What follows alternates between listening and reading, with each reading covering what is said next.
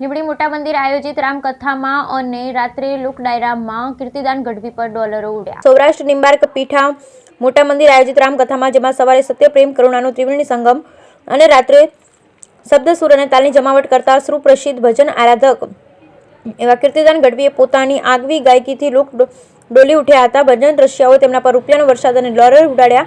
તેમણે હર હર મહાદેવ, રામનાદ અને કૃષ્ણ કનૈયા વગેરે ભજનોની રમઝટ બોલાવી।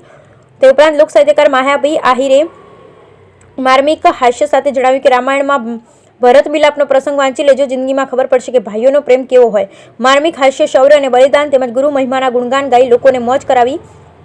બાલિકા આદ્યાબા જાડેજાએ પોતાની આગવી છટામાં શૌર્ય અને ગુજરાતની ન થાય એ વાતોને લોકોએ વધાવી અને લોક ડાયરામાં કશુંબી ફિલ્મના કલાકારો ઉપસ્થિત રહી તેમની શૌર્ય અને બલિદાન ફિલ્મ જોવા માટે જણાવ્યું।